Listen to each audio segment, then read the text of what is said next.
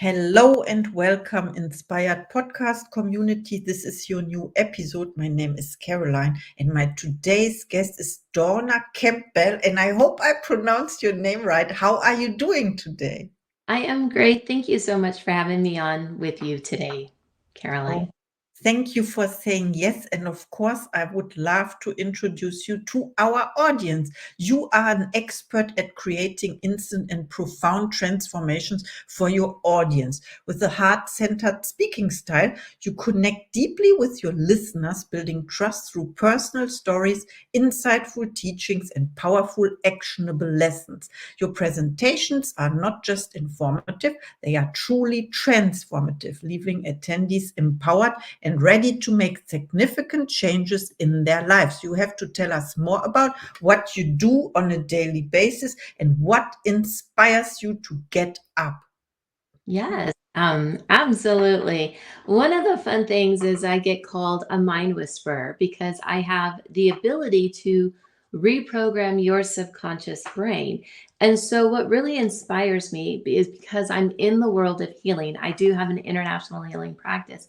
Is that the transformation you can make in other people's lives, and then they start living their best life when they didn't know that they could have everything that they've asked for and even more. And so that's really what gets me up in the morning, what gets me going. It's a purpose. I think our purpose finds us. And with that, it's really about creating the world a better place for everyone.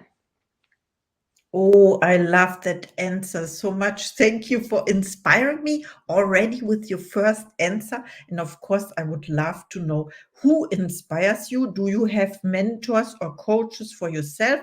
And who was the best coach you ever had? Oh, that's a great question.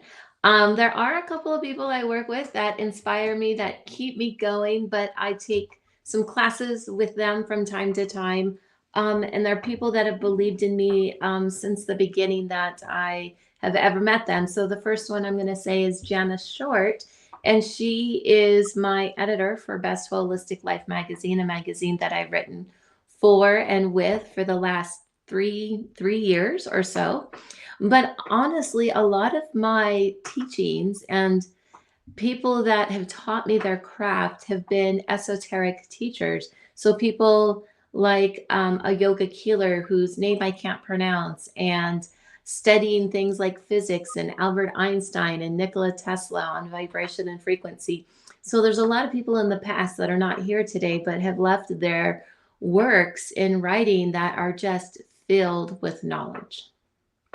So beautiful. That is so true. We have so many mentors in our life. We meet beautiful people like you, for example. For me now, it is very inspiring to listen to your answers. And my next question is, how do you inspire other people?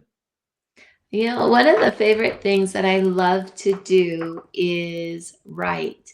And so I am my latest book called The Abundant Soul, um, creating inner wisdom for financial success. And it's a self-help novel. It takes the principles from my first book, Financially Fit, weaves them in a storyline. And when people read the book, they are truly inspired and understand the lessons that we are to learn on a vibrational scale so that their lives can improve. So I love to write as an inspiration for people. I do speak on stages as well and do transformations for the entire audience simultaneously when I am speaking live on those stages. But it's really the client that comes to you and they say something like, "You are like my last hope," because they have a health condition that they need to overcome. Or people who come and want to work with me privately on a yearly basis and be privately coached and mentored, learning the craft, learning the psychic abilities, or maybe it's learning how to reprogram the subconscious brain and overcoming what they want for them as well. And so I truly love working with them also.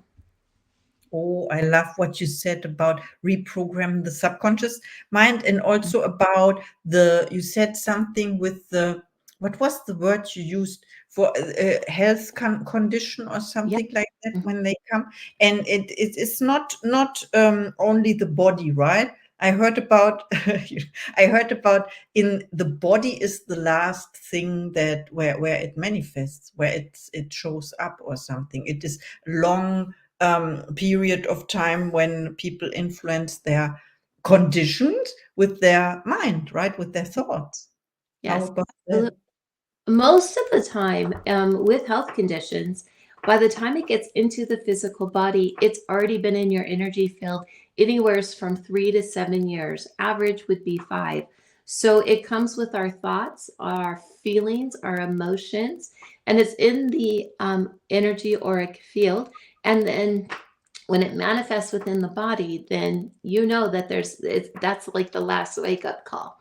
But it'll affect your emotional state, your mental state, absolutely, your financial state, your spiritual state, all of those areas. And if you pay attention to your mind thoughts, and not just what you're thinking, but how you feel when those thoughts come, that will tell you what needs to transform on an energetic level. So those thoughts change. And then when it comes into an alignment, then what happens is you have instant thought creation. So let me give you an example of what I just said. So a lot of times people will say, I want to be rich and abundant, but yet they feel on the deeper inside a less than, lack, who am I type of energy. Well, that's the emotion and the feeling that is going out through the energy field. And that's what's attracting back. When you pay attention to that and you feel it, then you have the ability, you have the power to transform that. We don't want to feel like we doubt and we're less than because we want to be rich and abundant. So we have to shift and change that on an emotional scale. And that's where mind whispering comes in. So then when you think, I'm rich and abundant, you feel rich and abundant. That's the energy that goes out, and that's what attracts back to you. But if you don't address that 90% and that subconscious to what those feelings are, the less than, not enough, who am I'm undervalued, fear, doubt, anger, all of those things, it will manifest into the body. Oh, I totally understand.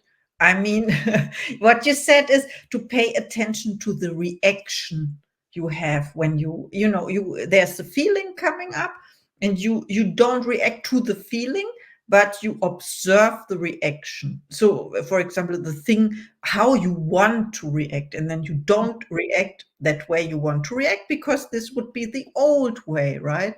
And you show people how to choose a new way. Yes, but it goes a little deeper than that Okay. because it's not just about how you're reacting or how you're Mhm. responding. It's the fact that that emotion actually came up because it created a pattern in the subconscious that when this situation happens, this is how I feel. So, for example, a client that I was working on yesterday wanted to be happy and successful. But when she experienced frustration and failure, she got determined. And then when that determination came in, she was able to push through to be happy and successful. So her subconscious created a pattern of going through a frustrating failure to have the ability to move through it, to be determined, so then she can get back to that happy and stressful state. So, what we did was we understood what that happy state was, and we removed the pattern that you have to go through failure and frustration, and that you could just have the happy success. So it's not just how you react and respond. That's our conscious way of thinking.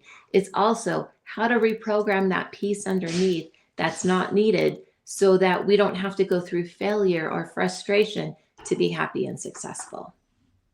Oh, that's so important what you said. The difference, right? Because we think always we want to understand on the conscious level, but this is not true understanding, right? You talk about the subconscious mind and reprogramming. Wow, what a difficult word. Thank you so much. I have another question, of course, about your gifts and talents. Yes. What are your gifts and talents? And that is a rabbit hole. We all have gifts, talents, and abilities that we can share with everybody. Not everyone wants to utilize them to be of service for each other. But I think our gifts and our talents and our abilities come by a natural value of being of service. And then through loyalty and the other virtues like compassion and love, they grow and they magnify. And we all have abilities in different areas. So for me, one of my gifts that I have is this ability to help other people reprogram their brain. And it happens as if I'm a part of them, I do it for them. You don't have to learn the process. Not everyone has that ability, not everyone wants to do that. But other people, you have the ability to mentor, you have the ability to activate your psychic abilities, how you read energy intuitively. And it's how you use those. So for me, all of those things denote what it means to be a healer. And how I speak, how I write, how I share in retreats, producing events, all of those things are just different expressions of how I share myself as a healer out in the world. Those are like vehicles to connect to people, to express what it's like in the healing world. So I would have to say it's all about being a healer for me. I cannot not do that. That's a gift, a true gift. I know not everyone can do it. Not everyone should do this. There are people out there, they call themselves healer. And and then the outcome can be the opposite of healing, be worse. So I witnessed this, and people said, yeah, I don't know how your opinion or how your experience is about it. Let's ask an expert now. Do you have to go through the, like what they call shadow work, through your worst moments again in order to heal it? Do you have to go through your worst moments again? No. But do you have to recognize the emotional frequency in that moment to transform it? Yes. So the work that I do, you don't necessarily relive the same moment. And those worst moments might not even come up in the work because it's based on a vibration and frequency scale. We do go back to the earliest possible memory that you have, only for validation purposes for you. You're not reliving it. Okay, that sounds good. That I can understand it now, because there are different approaches, let's say approaches in the world outside, and we can choose. This is the Yeah. best part. And Mhm. I don't know about you. I don't want to relive my worst moments. I just don't. I just want to change them and move on. Yes, I think so. But I said yes to to an experience like that, and I was 4 or 5 hours in a fire, and I had a mentor last year. She called it like it was like dying, like feeling the death. It Yeah. was like death experience. She was at my side. It was good. I'm not sure about if I want to do that work again, but I understand. Mhm. Yeah, it was good. Thank you so much for clarifying what you do. And my next question is about your goals. Do you set goals for yourself or intentions? And what is one of those goals for 2024? Yes, there's always goals. There's always intentions. One of the things that I've learned about setting intentions is before you do anything, before you go on about your day. Maybe for me, because I do produce events, what is the intention that I want to have from the event that I'm producing? Or if I'm going to attend an event or be on virtually, what is the intention that I have? So that's prevalent. That's going to be specific to the day or to the event with it, because it happens moment by moment. And the more you sit down and look at the intention that you want to have, the more focus and clarity that you have around it. And more often than not, because the intention is there, the universe goes out and then brings that back to you, the things that you're asking for or from the intention that you set.